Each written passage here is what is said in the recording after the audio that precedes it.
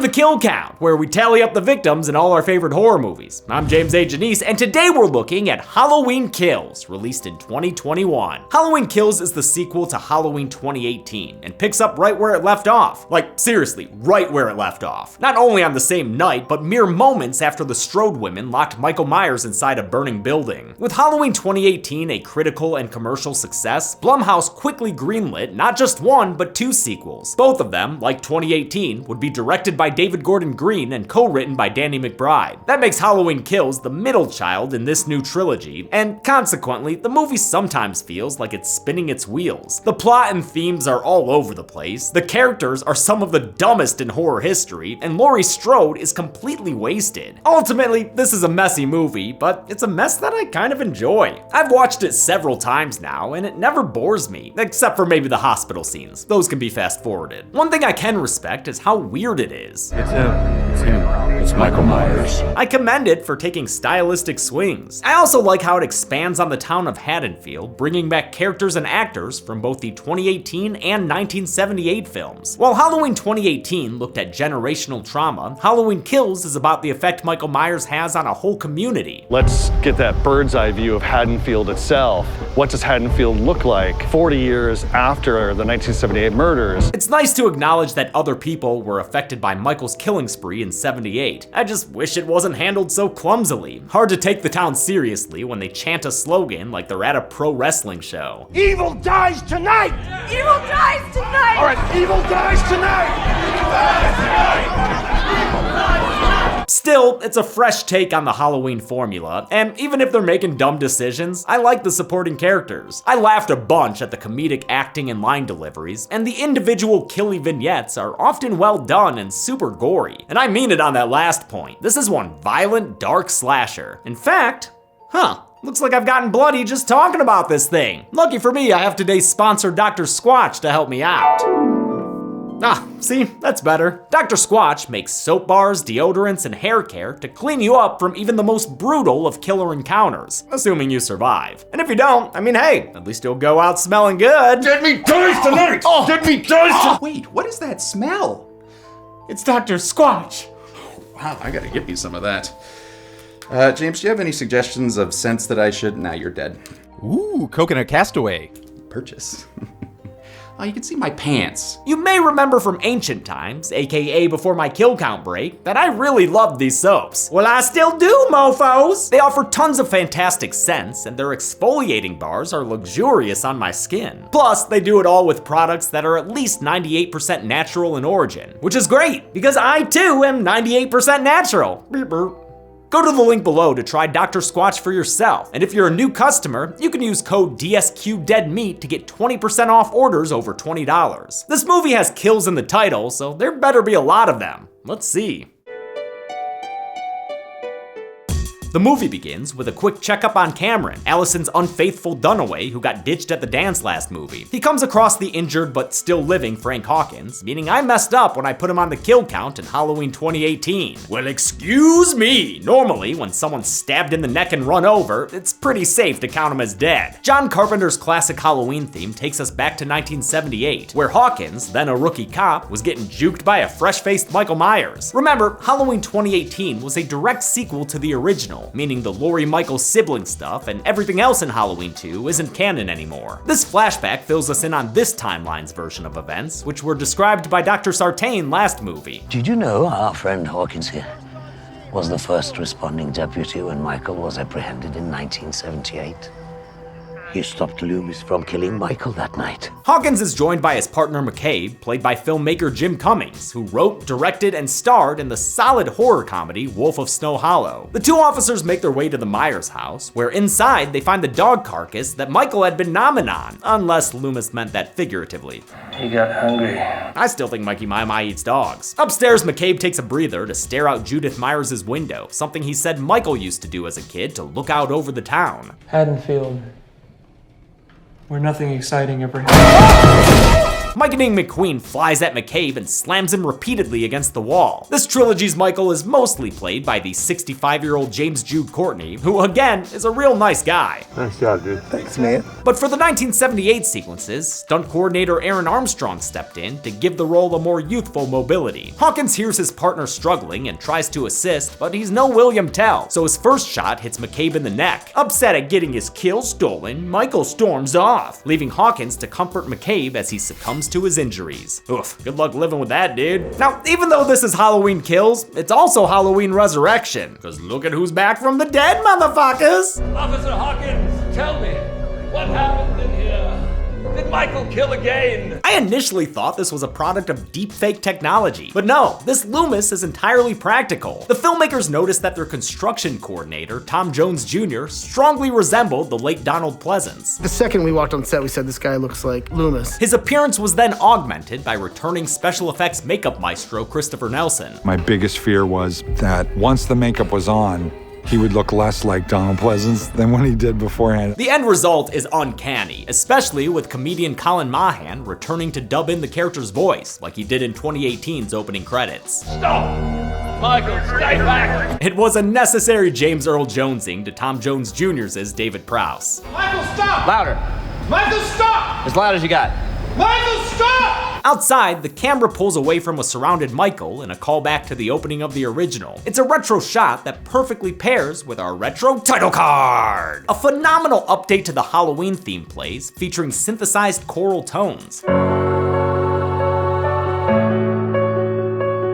This film's score was done by returning composers John Carpenter, his son Cody, and his godson Daniel Davies. As their work gives life to the opening credits, 12 jack-o'-lanterns are seen, representing the 12 movies in this franchise. A flaming pumpkin lights the way to Mick's bar, where a bunch of characters are waiting for us to re-meet them. First, Vanessa and Marcus, the couple dressed as a doctor and nurse who were seen during the last movie's awesome long one-take. Their date night is interrupted by Tommy Doyle, played by Anthony Michael Hall. Tommy's the little boy Laurie babysat in the original, though this isn't the kid who played him, because that kid didn't become an actor. The character made a cameo in Halloween 4 and was the lead protagonist in Halloween 6, where he was played by a young Paul Rudd. Rudd was actually approached to reprise the role for this movie, but he had to turn it down to do another requel, Ghostbusters Afterlife. Hall is enthusiastic and does his best with the dialogue he has to say. Tommy struggles with the trauma of his encounter with Michael Myers, and he shares that trauma with his drinking buddies. Lindsay Wallace is played by Kyle Richards, who was 9 years old when she played the character in the original. 40 years ago, you carried me. I carried you. Come on. No, not gonna carry you now.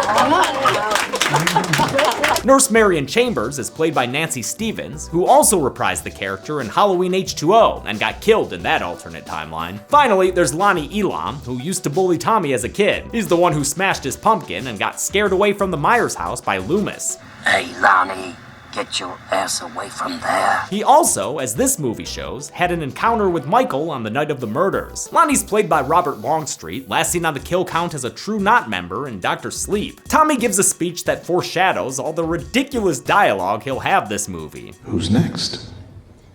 Maybe not tonight, maybe not tomorrow, but the boogeyman is coming for me.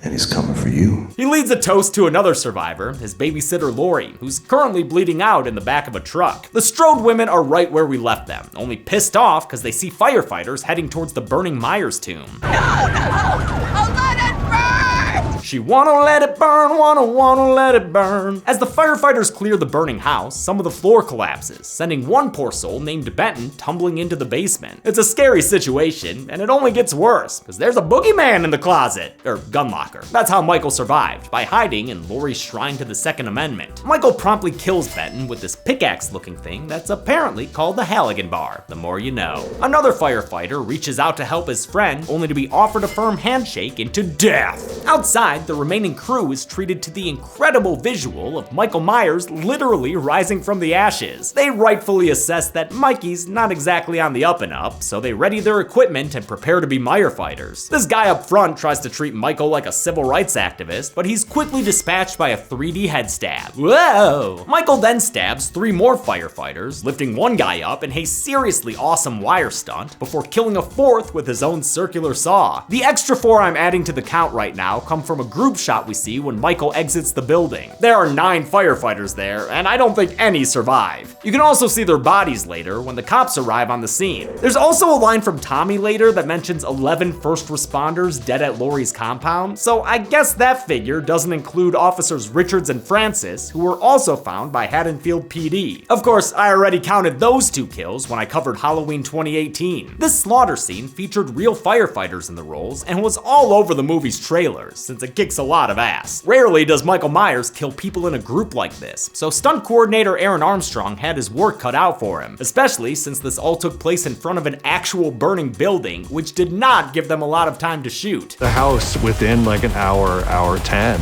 was down to the ground. The amazing work here is why Halloween Kills was nominated for Best Stunts or Choreography at the first ever Dead Meat Horror Awards. Please check out that show if you haven't already. I really think it's the best thing we've ever done on this channel. Laurie, true to Halloween sequel form, is being taken to Haddonfield Memorial Hospital. Her arrival piques the attention of former sheriff turned security guard Lee Brackett, played by an 82-year-old Charles Cyphers, reprising his role from the original. A couple of my friends were going, I can't believe it. And I said, I can't either, but here I am, you know. A flashback of ex-Sheriff Brackett uses footage from the now non-canonical Halloween 2. Yo, if we're using Halloween 2 footage, could we get a little bit of that Ben Tramer?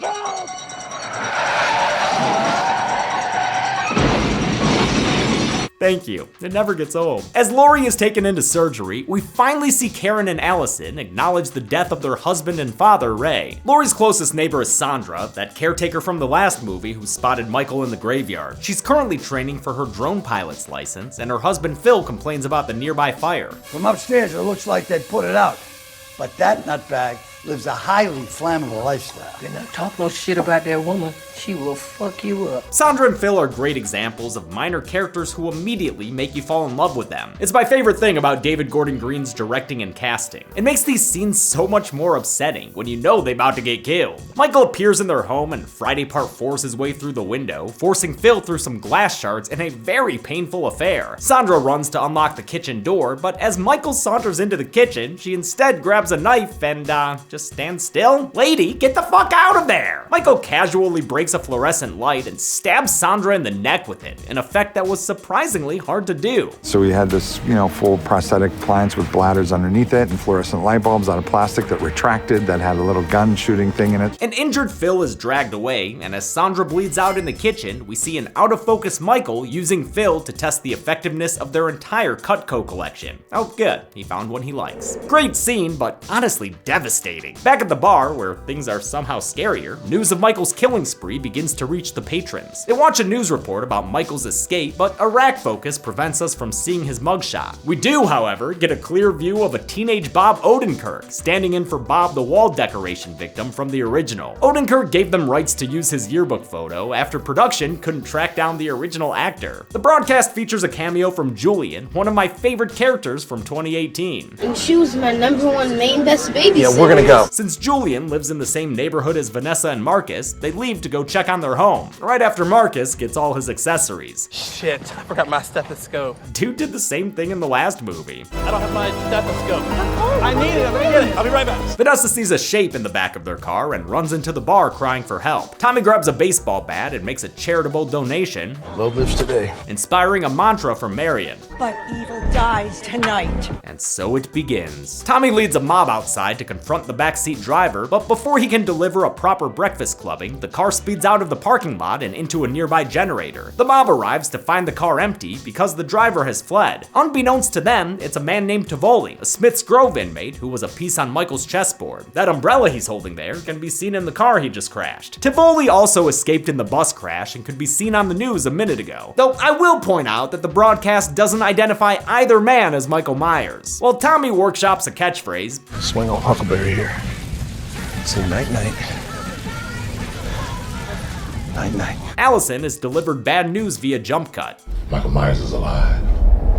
What? Karen tells her daughter to stay with her grandmother, but instead, Allison leaves her freeze-frame knife from the end of the last movie in Laurie's laundry. She sneaks off with a newly arrived Cameron, with whom she quickly makes amends. I like the Cameron redemption arc. He's here with his dad Lonnie, Tommy's ex-bully buddy from the bar scene. Their family ties were actually mentioned in the last movie by Ray. We're excited to meet Cameron. That whole family, though. I had a reputation. Ray. Remember the one time Lonnie punched that cop in the face? Ray. This movie also addresses Lonnie and Ray's friendship and gives a different perspective about their transactional drug history. You knew my dad? Yeah, I knew Ray. He used to sell me peyote. I know Lonnie. I went to high school with him. He used to sell me peyote. Lonnie and Tommy are gearing up in the parking lot when they're joined by the rest of the 1978 crew, as well as Marcus and Vanessa, who, turns out, are dressed ironically. I'm a doctor, my husband's a nurse. And both of you are fine. As Tommy rallies the troops and workshops more catchphrases, Keep your eyes open.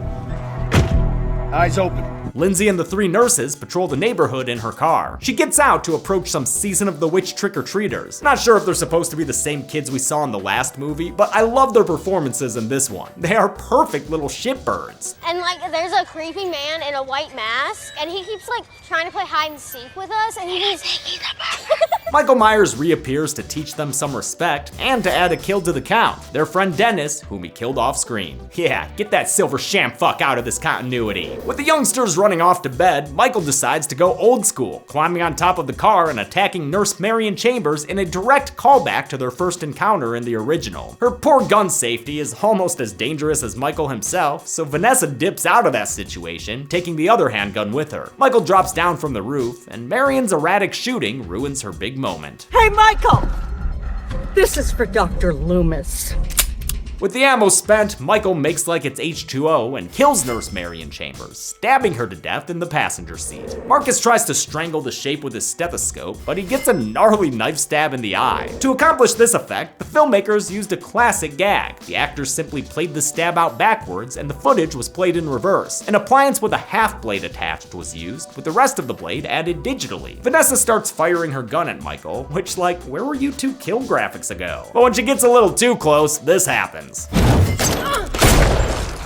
Oh yeah, Michael, that's a signature head tilter for show. I know some people laughed at this kill, but I actually felt really bad for Vanessa. Actress Carmela McNeil didn't seem to mind though. Everyone's apologizing every die. Like, I'm so sorry you guys died. Like, man, I'd rather die by Michael Myers than anybody else. Lindsay comes in with a bag of bricks instead of candy, but quickly finds herself outmatched. She runs away and Michael marches slowly and steadily after her. Thankfully, he has the same weaknesses as a Black Rider, and Lindsay is able to avoid him by hiding and waiting for Strider. At the hospital, Officer Hawkins is wheeled into Laurie's room, giving us a combo that elucidates their romantic history, which was hinted towards in the last movie. They mentioned that they once kissed, but nothing more, since Laurie had eyes for someone else. Ben Tramer. And even though Ben Tramer is best known as a burning corpse in Halloween 2, this line is still a reference to the original film, where he was mentioned as a guy Laurie was into. I'd rather go with Ben Tramer.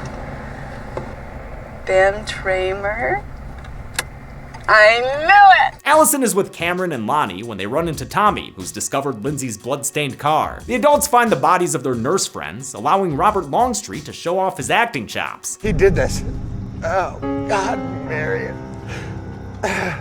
Tommy, what the fuck? That's the kind of work that makes him a Mike Flanagan regular. Allison discovers an injured but still breathing Lindsay, so Tommy takes her to the hospital, where she's wheeled away to storage until they can take her out again for the next film. With the police department overwhelmed by the scope of Michael's killing spree, Tommy encourages the crowd to take matters into their own hands. This ends when Michael is dead!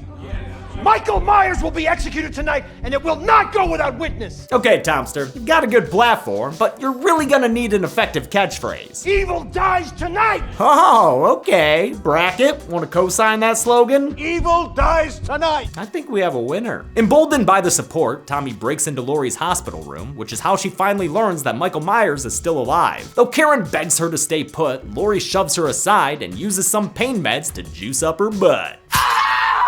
It's at this unfortunate moment Tivoli enters the hospital looking for medical treatment. The crowd quickly recognizes him from the bus crash news report, and pretty soon, the boy who cried Michael is leading another charge against the man. Evil dies tonight! No, you guys, that dude's not evil.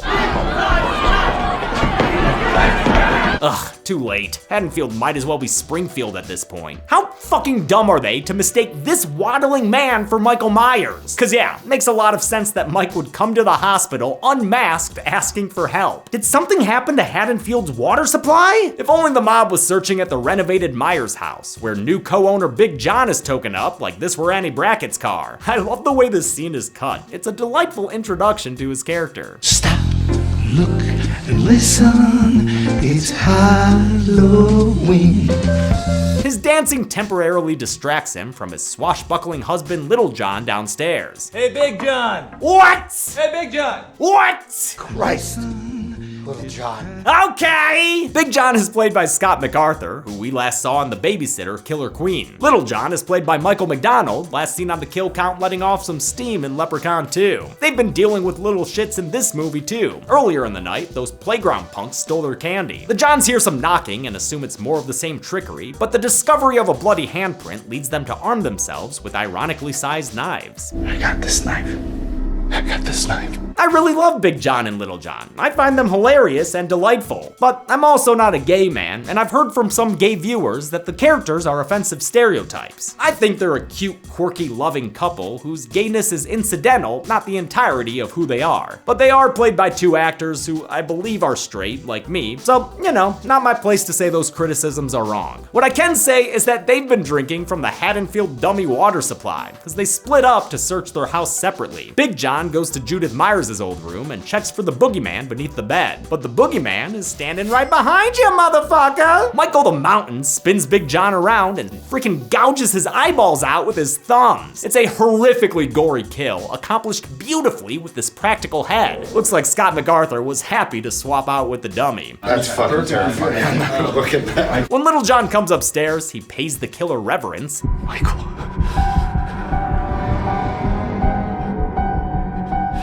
You've come home. And then apparently just fucking stands there as Michael approaches and kills him off screen. Pretty dumb. Laurie and Karen realize the mob's going after an innocent man, but it's too late. People are already knocking over equipment and doing stunt falls down the stairs. Even the doctors are getting involved. Whatever happened to do no harm, brah? The knee splits Laurie's stitches open, sending her back to her bed for the rest of the movie. Why'd we have that butt jabbing scene then? Man, Laurie in the hospital is my least favorite flavor of Halloween movie. It sucks. Karen manages to track down Tivoli and offer him some comfort, then tries to protect him by putting him in a hallway and locking the doors at both ends. Instead of staying inside there with him though, and explaining to the mob what's going on, she steps outside and gets overcome by the horde while meekly trying to get her point across. A frightened Tivoli sees the crowd breaking in, so he makes his way through a window and leaps from the building, splattering next to the spectators below. It's a non-Michael death that's also one of the most graphic in the movie. All the king's horses and all the king's men couldn't do shit for this guy. You know, this is a sad death, but I'm mad that it could have been more emotional if it made more sense. How do we know it's not him? Fucking look at him, dude! Back in Laurie's hospital room, Hawkins blames himself for the night's events. That's because in 1978, he felt so guilty after accidentally killing his partner, he stopped Dr. Loomis from executing Michael in the street. Afterwards, Hawkins' boss covered up his friendly fire with a thematic reprimand. Just because your intentions are good